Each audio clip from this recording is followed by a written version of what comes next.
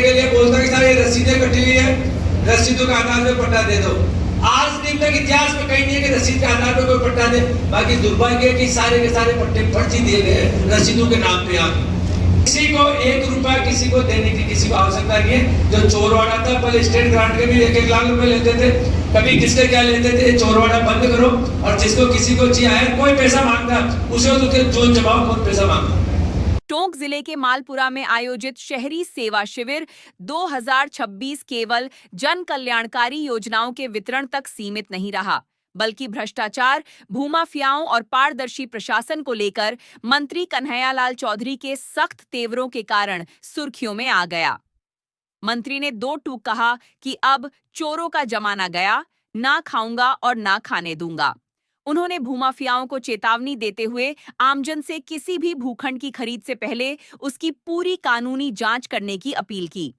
वहीं प्रधानमंत्री आवास योजना के लाभार्थियों को राहत देते हुए कई महत्वपूर्ण घोषणाएं भी की गईं। देखिए हमारी यह खास रिपोर्ट। नमस्कार, आप देख रहे हैं राजस्थान लाइव न्यूज 24। रुक करते हैं खास खबर की ओर। नगर पालिका मालपुरा परिसर में आयोजित शहरी सेवा शिविर 2026 में जन स्वास्थ्य अभियांत्रिकी एवं भूजल मंत्री कन्हैयालाल चौधरी ने विभिन्न विभागों के स्टॉलों का निरीक्षण किया और आमजन की समस्याएं सुनी। शिविर के दौरान 57 लाभार्थियों को प्रधानमंत्री आवास योजना की किस्त जारी की गई, 17 लोगों को आवासीय पट्टे तथा 7 नागरिकों को नामांतरण संबंधी दस्तावेज वितरित किए गए। शिविर में मंत्री चौधरी का सबसे कड़ा संदेश भ्रष्टाचार और भूमाफियाओं के खिलाफ देखने को मिला। उन्होंने कहा कि राज्य सरकार जीरो टॉलरेंस की नीति पर काम कर रही है और किसी भी स्तर पर भ्रष्टाचार या अनियमितता बर्दाश्त नहीं की जाएगी। मंत्री ने स्पष्ट शब्दों में कहा कि विकास कार्य पूरी पारदर्शिता से होंगे और दोषियों पर सख्त कार्रवाई की जाएगी।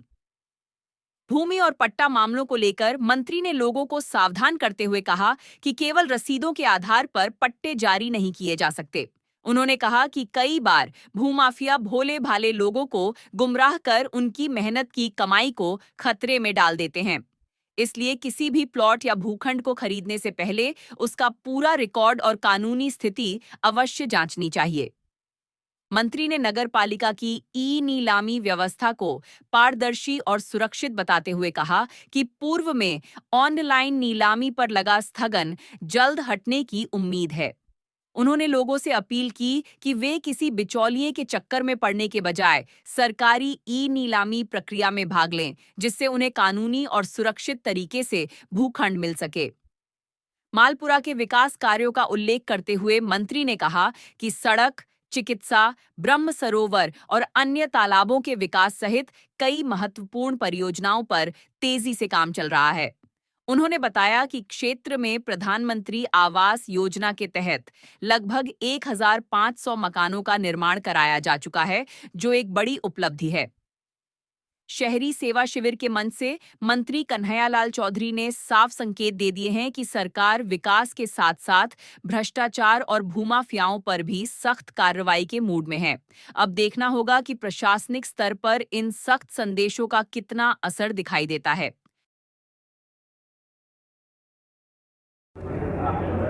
तीसरे साल के अंदर ये प्रवेश करने जा रहा है। इसमें हमारे यशस्वी मुख्यमंत्री भजनलाल जी के द्वारा शहरों के साथ साथ गांवों के अंदर भी ग्रामीण सेवा शिविर लगाए जा रहे हैं, शहरी लगाए जा रहे हैं। आज मालपुरा के अंदर मेरा भी इस सेवा शिविर के अंदर आने का मौका मिला। साथ में हमारे एसडीएम और इनकी पूरी टीम सब मिलके, मैं सभी मालपुरा वासियों से अपील करता हूं कि आप सब लोग इसके अंदर लगभग 22 से ज़्यादा विभाग और लगभग 90 से ज़्यादा योजनाओं का बेनिफिट इसमें मिलेगा। जो भी आपके व्यक्तिगत काम है, आपके प्लाट के पट्टे से लेके नामांकन से लेके जो भी कोई हो, लगता है कि आपके यहाँ पे पानी की समस्या है, बिजली की समस्या है, रोड लाइट की है, कचरा की, परिवहन की समस्या है, या जो भी व्यक्तिगत कोई समस्या है उसके लिए जरूर आए। चाहे यहाँ पे मेडिकल की टीम भी है, यहाँ पे चाहे समाज कल्याण विभाग के पेंशन से लेके सारे विभागों के काम एक ही छत के नीचे हो रहे हैं। ये अभियान 12 तारीख से चालू होकर रेगुलर 15 जुलाई तक चलेगा। तो सभी वार्ड वासियों के डेली का डेली वार्ड के अंदर जो लगता है उसका पहले किया था। इसके अलावा वार्ड के अलावा भी कोई एक्स्ट्रा कोई बच जाता है, वैसे तो वार्ड वाइज लगाया था, फिर भी कोई कभी भी आए इसका बेनिफिट ले। सैटरडे और संडे के अलावा रेगुलर ये चलेगा। मालपुरा विकास के अंदर, मालपुरा का विकास में पूरे राजस्थान और पूरे भारत का विकास जिस तेजी से बढ़ रहा है उसके मालपुरा अछूता नहीं रहेगा।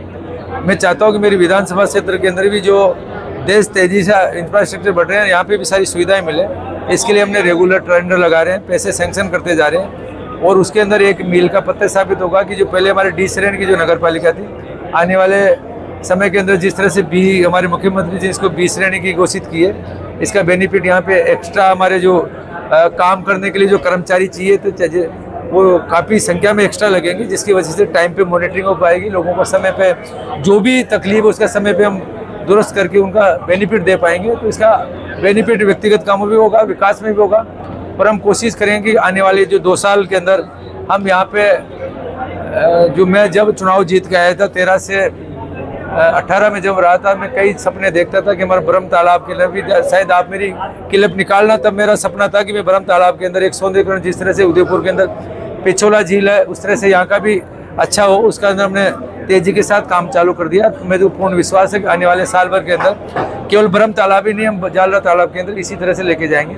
चाहे एजुकेशन का काम हो, चाहे चिकित्सा का काम हो, चाहे हमारे यहाँ पे इंफ्रास्ट्रक्चर विकास का काम हो, या व्यक्तिगत काम जो प्रधानमंत्री आवास, जो मुख्य रूप से जो 2014 में जब मोदी जी आए थे तब से प्रधानमंत्री आवास का काम चालू था, बाकी मालपुरा इससे अछूता था, उसका भी लगभग हमने 1500 से ज़्यादा मकानों के हमने सैंक्शन निकाल दिए।